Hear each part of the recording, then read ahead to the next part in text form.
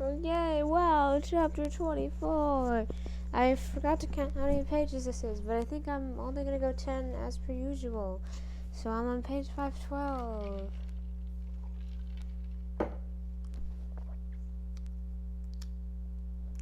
And then I can read the rest of tomorrow. Okay. So chapter 24. Industry comes of age.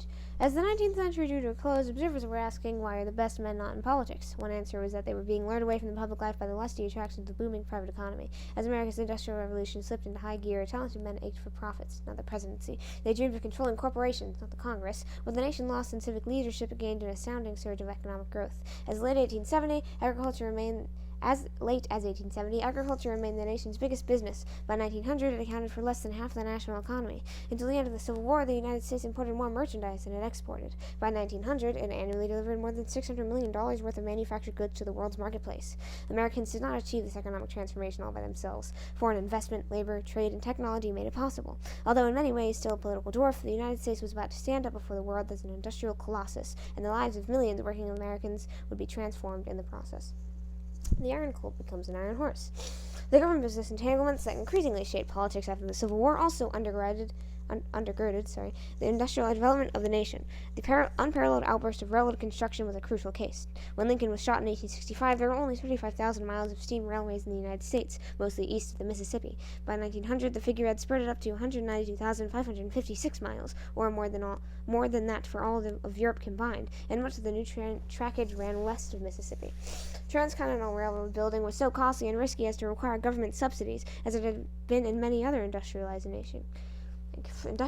nations. Everywhere, the construction of railway systems promised greater national unity and economic growth. The extension of rails into thinly populated regions was unprofitable until the areas could be built up, and the private promoters were unwilling to suffer heavy initial losses. Congress, impressed by arguments pleading military and postal needs, began to advance liberal loans to two favored cross-continent companies in 1862, and added enormous donations of acreage paralleling tracks. All told, Washington rewarded the railroads with 155 million acres, and the western states the western states contributed 49 million more, a total area larger than Texas. Grasping railroads tied up even more land than this for a number of years. Land grants to railroads were made in broad belts along the proposed route. Within these belts, the railroads were allowed to choose alternate mile-square sections in checkerboard fashion. But until they determined the precise location of their tracks and decided which sections were the choice sections, the railroads withheld all the land from other users. President Grover Cleveland put an end to this foot-dragging practice in 1887 and threw open to settlement the still unclaimed public proportions of land grant areas. Noisy criticism, especially in later years, was leveled at the giveaway of so valuable a birthright to greedy corporations, but the government did receive beneficial returns, including long-term preferential rates for postal service and military traffic. Granting land was also a cheap way to subsidize as much desired transportation system because it avoided new taxes for direct cash grants. The railroads could turn the land into gold by using it as collateral for loans from private bankers, or, later, by selling it. This they often did, at an average price of $3 an acre. Critics were also prone to overlook the fact that the land did not even have that relatively modest value until the railroads had ribboned it with steel.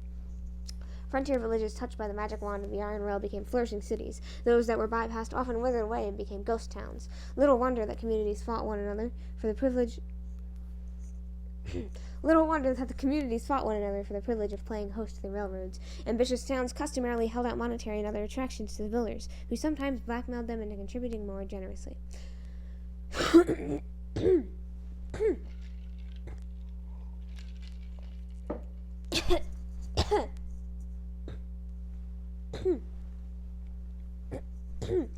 My goodness, excuse me. Sorry, I could not clear my throat.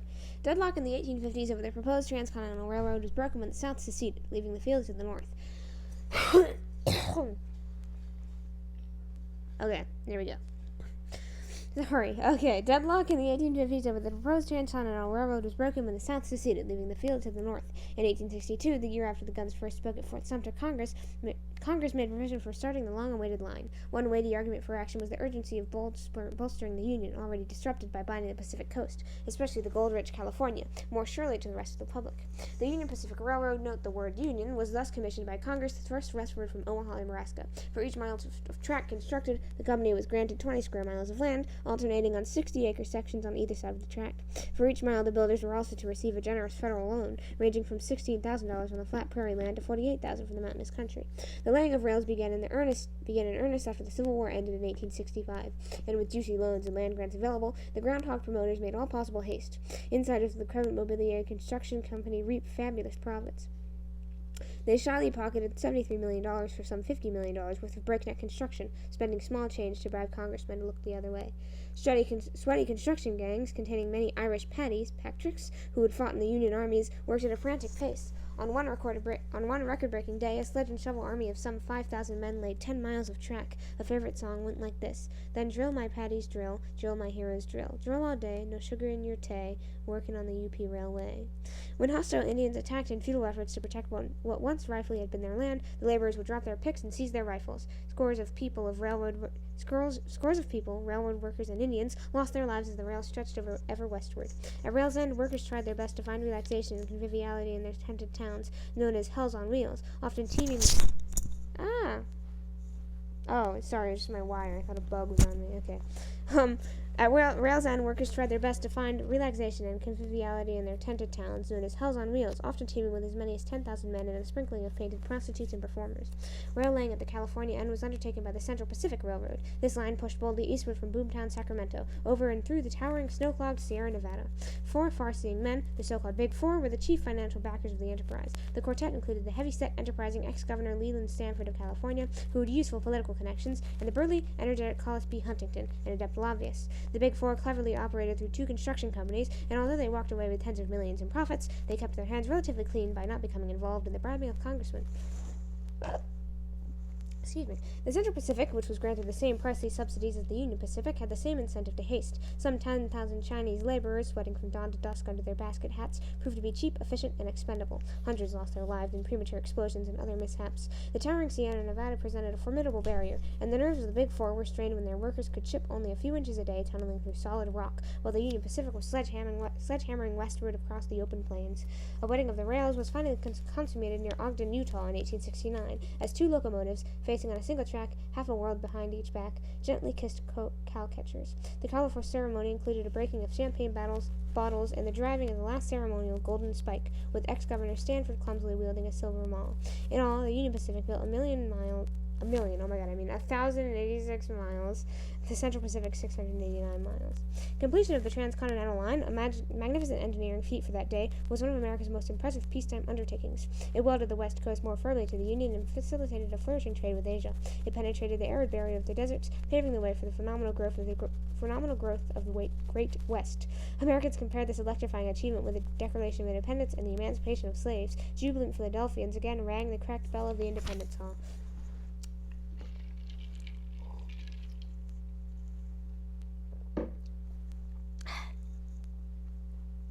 Okay.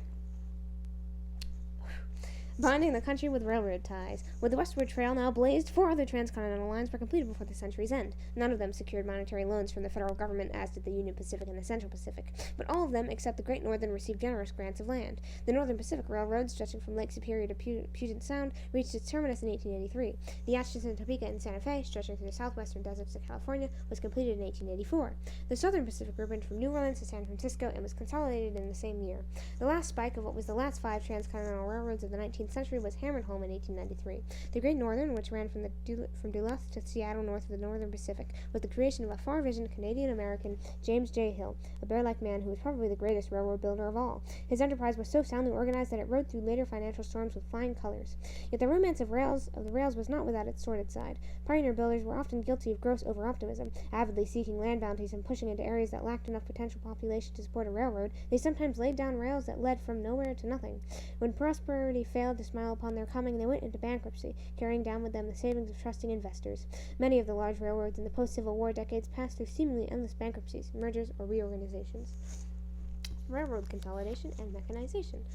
The success of Western lines was facilitated by welding together and expanding the older Eastern networks, notably the New York Central. The genius in this enterprise was Commodore Cornelius Vanderbilt, burly, boisterous, white-whiskered. Having made his millions in steamboating, he daringly turned in his late 60s to a new career in railroading. Though ill-educated, ungrammatical, coarse, and ruthless, he was clear-visioned. Offering superior railway service at lower rates, he amassed a fortune of $100 million. His name is perhaps the best remembered through his contribution of $1 million to the founding of the Vanderbilt University in Tennessee. Two significant new improvements proved a boon to the railroads. One was the steel rail, which Vanderbilt helped popularize when he replaced the old iron tracks of the New York Central with the tougher metal. Steel was safer and more economical because it could bear a heavier load. A standard gauge of track width likewise came into wide use during the post-war years, thus eliminating the expense and inconvenience of numerous changes from one line to another. Other refinements played a vital role in railroading. The Westinghouse hair brake, generally adopted in the 1870s, was a marvelous contribution to efficiency and safety. The Pullman Palace cars, advertised as gorgeous traveling hotels, were introduced on a considerable scale in the 1860s. Alarmists condemned them as wheeled torture chambers and potential funeral pyres, but the wooden cars were equipped with swaying kerosene lamps. Appalling accidents continued to be almost daily tragedies, despite safety devices like the telegraph, talking wires, double tracking, and later the block signal. Revolution by railways. The metallic fingers of the railroads intimately touched countless phases of American life. For the first time, a sprawling nation became unified in a physical sense, bound with the ribs of iron and steel. The railroads emerged as the nation's biggest business, employing more people than any other industry and gobbling up nearly 20% of investment dollars from foreign and domestic investors alike. More than any other single factor, the railroad network spurred the amazing economic growth of the post-Civil War years. By stitching North America together from ocean to ocean, the puffing locomotives opened to the West with its wealth of resources. Trains hauled raw materials to factories and sped them back as finished goods for sale across the continent, making the United States the largest integrated national market in the world. The forging of the rails themselves generated the largest single source of orders for the adolescent steel industry. The screeching iron horse especially stimulated mining and agriculture in the West. It took farmers out to their land, carried the fruits of their toil to market, and brought them their manufactured necessities. Clusters of farm settlements paralleled the railroads just as early as they had followed the rivers. Railways were a boon for cities and played a leading role in the great cityward movement of the last decades of the century. The iron monsters could carry food to enormous concentrations of people and at the same time ensure them a livelihood by providing both raw materials and markets. Railroad companies also stimulated the mighty stream of immigration. Seeking settlers to whom their land grants might be sold at a profit, they advertised suggestively in Europe and sometimes offered to transport the newcomers free to their farms. The land also felt the impact of the railroad, especially the broad, ecologically fragile midsection of the continent that Thomas Jefferson had purchased from France in 1803. Settlers following the railroads plowed up the tall grass prairies of Iowa, Illinois, Kansas, and Nebraska and planted well-drained, rectangular cornfields. On the short grass prairies of the high plains in the Dakotas and Montana, range-fed cattle rapidly displaced the buffalo, which were hunted to near extinction. The white pine forests of Michigan, Wisconsin, and Minnesota disappeared into lumber that was rushed by rail to prairie farmers, who used it to build houses and fences. Time itself was bent to the railroad's needs. Until the 1880s, every town in the United States had its own local time, dictated by the sun's position. When it was noon in Chicago, it was 11:50 a.m. in St. Louis and 12:18 p.m. in Detroit. For railroad operators worried about keeping schedules and avoiding wrecks, this patchwork of local time was a nightmare. Thus, on November 18, 1883, the major rail lines decreed that the continent would henceforth be divided into 4 time zones. Most communities quickly adopted railroad standard time. Finally, the railroad, more than any other single factor, was the maker of millionaires. A raw new aristocracy, consisting of lords of the rail, replaced the old southern lords of the lash. The multi-webbed lines became the playthings of Wall Street, and colossal wealth was amassed by stock speculators and railroad wreckers. Wrongdoing in railroading. Corruption lurks nearby when fabulous fortunes can materialize overnight. The fleecings administered by the railroad construction companies, such as the Credit Mobilier, were but the first of the bunco games that railroad prompters earned to play. Methods soon became more refined, as fast-figured financiers executed multi-million-dollar maneuvers beneath the noses of the bedazzled public. Jay Gould was the most adept of these ringmasters of rapacity. For nearly 30 years, he boomed and busted the stocks of the Erie, the Kansas Pacific, the Union Pacific, and the Texas and Pacific in an incredible circus of speculative skullduggery.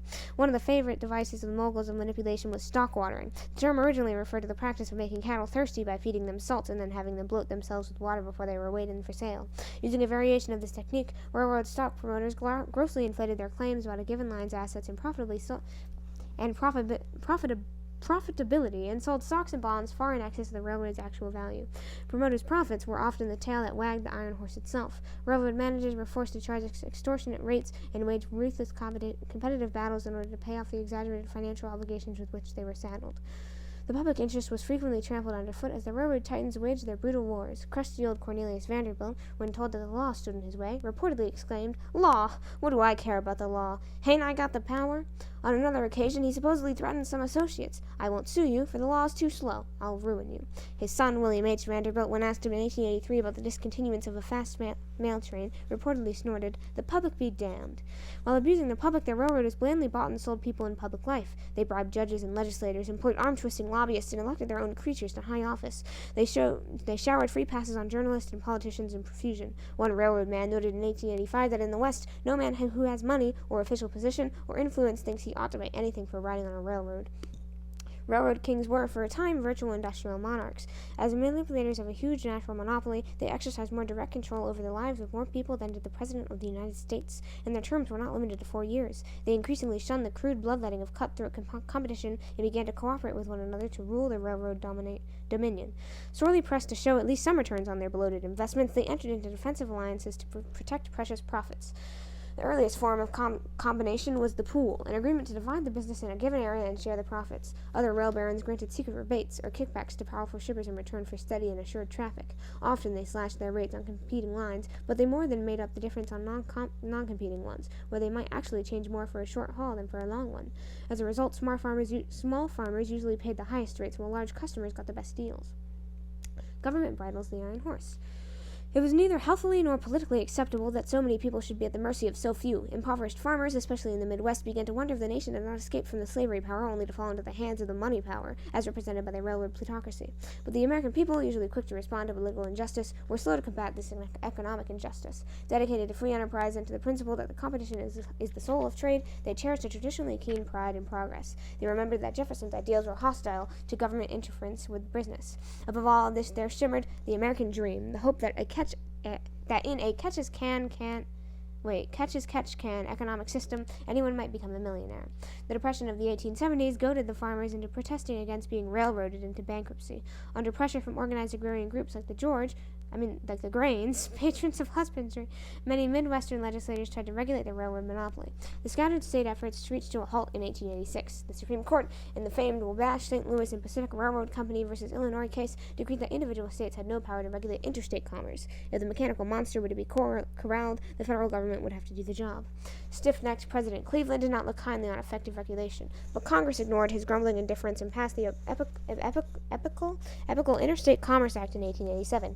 It prohibited rebates and pools and required the railroads to publish their rates openly. It also forbade unfair discrimination against shippers and outlawed charging more for a short haul than for a long one over the same line. Most important, it set up the Interstate Commerce Commission, ICC, to administer and enforce the new legislation. Despite acclaim, the Interstate Commerce Act emphatically did not represent a popular victory over corporate wealth. One of the leading corporation lawyers of the day, Richard Olney, shrewdly noted that the new commission can be made of great use to the railroads. It satisfies the popular clamor for a government supervision of railroads at the same time that such supervision is almost entirely nominal. The part of wisdom is not to destroy the commission, but to utilize it. What the new legislation did do was provide an orderly forum where competing business interests could resolve their conflicts in peaceable ways. The country could now avoid ruinous rate wars among the railroads and outraged confiscatory attacks on the lines by pitchfork-prodded state legislators. This was a modest accomplishment, but by no means an unimportant one. The Interstate Commerce Act tended to stabilize, not revolutionize, the existing business system.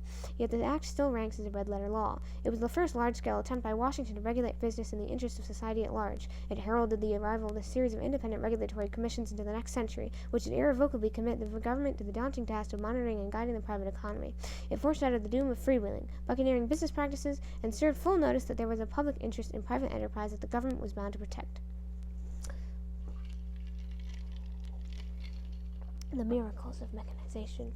Post-war industrial expansion, partly a result of the railroad network, rapidly began to assume mammoth proportions. When Lincoln was elected in 1860, the Republic ranked only fourth among the manufacturing nations of the world. By 1894, it had bounded into first place. Why the sudden upsurge? Liquid capital, previously scarce, was now becoming abundant. The word millionaire had not been coined until the 1840s, and in 1861 only a handful of individuals were eligible for this class. But the Civil War, partly through profiteering, created immense fortunes, and these accumulations could now be combined with borrowings from foreign capitalists. Investors from abroad loaned more money to the United States in the post-war period than any country had previously received. Unlike in other countries, in America they mostly put the money into private hands, not public coffers.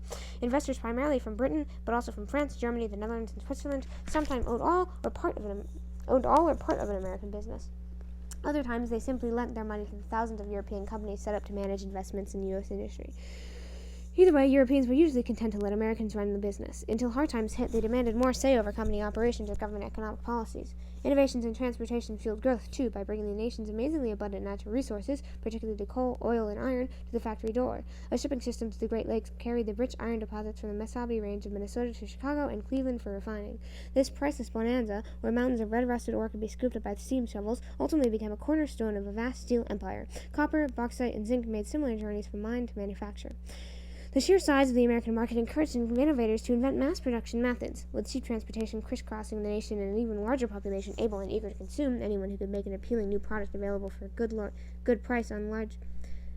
eager to consume... Anyone who could make an appealing new product available for a good price in large quantities and figure out how to market it thrived. Industrialists continued to refine the pre-Civil War American system of using specialized machinery to make interchangeable parts, culminating in 1913 when Henry Ford's fully developed moving assembly line for his Model T. The captains of industry had a major incentive to invent machines. They made it possible to replace expensive skilled labor with unskilled workers, now cheap and plentiful as a result of massive immigration. Steel, the keystone industry, was built largely on the sweat of low-priced immigrant labor from Eastern and Southern Europe, working in 2 12-hour shifts 7 days a week. Just as industry served as a hothouse of invention, brilliant ideas gave rise to whole new lines of business. Between 1860 and 1890, some 440,000 patents were issued. Business operations were facilitated by machines such as the cash register, the stock ticker, and the typewriter, literary piano, while the refrigerator car and the electric dynamo and the electric railway speeded urbanization. One of the most ingenious inventions was the telephone, introduced by Alexander Graham Bell in 1876. America was suddenly turned into a nation of telephoniacs, as a gigantic communication network was built on his invention. The social impact of the telephone further expanded when it lured number please women away from the stove to the switchboard. Telephone boys were at first employed as operators, but their profanity shocked patrons. The most versatile inventor of all was Thomas Alva Edison, who as a boy had been considered so dull-witted that he was taken out of school. His severe deafness enabled him to concentrate without distraction. Edison was a gifted tinkerer and a tireless worker, not a pure scientist. Genius, he said, is 1% inspiration and 99% perspiration. Wondrous devices poured out of his invention factory in New Jersey: the phonograph, the mimeograph, the dictaphone, and the moving picture. He's probably best known for his perfection in 1879 of the electric light bulb, which turned night into day and transformed ancient human habits as well. People had previously slept an average of 9 hours a night. Now they just slept a bit more than 7. The trust titan emerges. Despite pious protests to the contrary, competition was the bugbear of most business leaders of the day. Tycoons like Andrew Carnegie, the Steel King, John D. Rockefeller, the oil baron, and J. Pierpont Morgan, the banker's banker, exercised their genius in devising ways to circumvent competition. Carnegie integrated every phase of his steel-making operation. His miners scratched the ore from the earth in the Mesabi Range. Carnegie ships floated across the Great Lakes. Carnegie railroads delivered it to the blast furnaces at Pittsburgh. When the molten metal finally produced from the glowing crucibles into the waiting ingot molds, no other hands but those on Carnegie's employ had touched the product. Carnegie thus pioneered the creative and entrepreneurial tactic of vertical integration, combining into one organization all phases of manufacturing from mining to marketing. His goal was to improve efficiency by making supplies more reliable, controlling the quality of the product at all stages of the production, and eliminating the middleman's fees. Less justifiable on the grounds of efficiency was the technique of horizontal integration, which simply meant allying with competitors to monopolize a given market. Rockefeller was a master of this stratagem. He perfected a device for controlling bothersome rivals, the trust. Stockholders and various smaller oil companies assigned their stock to the board of directors of his Standard Oil Company, formed in 1870. It then consolidated and concerted the operations of the previous competing enterprises. "Let us pray" was said to be Rockefeller's unwritten motto. Ruthlessly wielding vast power, Standard Oil soon cornered virtually the entire world petroleum market. Excuse me. The entire world petroleum market. Weaker competitors left out of the trust agreement were forced to the wall. Rockefeller's stunning success inspired many imitators, and the word trust came to be generally used to describe any large-scale business combination. The Imperial Morgan devised still other schemes for eliminating wasteful competition. The Depression of the 1890s drove into his welcoming arms many bleeding business people wounded by cutthroat competition. His prescribed remedy was to consolidate rival enterprises and to ensure future harmony by placing officers of his own and banking syndicate on their various boards of directors. These came to be known as interlocking directorates. Last one, the supremacy of steel. Steel is king might well have been the exultant war cry of the new industrialized generation. The mighty metal ultimately held together the new steel civilization, from skyscrapers to coal scuttles, while providing it with food, shelter, and transportation. Steel making, notably rails for railroads, typified the dominance of heavy industry, which concentrated on making capital goods as distinct from the production of consumer goods, such as clothes and shoes. Now taken for granted, steel was a scarce commodity in the wooden brick America of Abraham Lincoln. Considerable iron went into railroad rails and bridges, but steel was expensive and was used largely for products like cutlery. The early iron horse snorted exclusively and dangerously over iron rails. When in the 1870s Commodore Vanderbilt of the New York Central began to use steel rails, he was forced to import them from Britain. Yet within an amazing 20 years, the United States had outdistanced all foreign competitors was pouring out more than one-third of the world's supply of steel. By 1900, America was producing as much as Britain and Germany combined. What wrought the transformation? Chiefly, the invention in the 1850s of the making of cheap steel, the Bessemer process.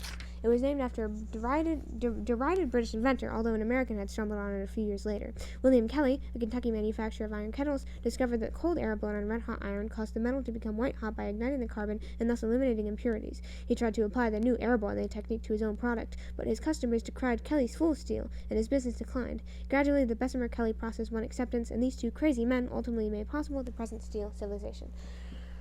Oh my god, I'm so tired. Okay, that was the first half. I'll do the second. Yay!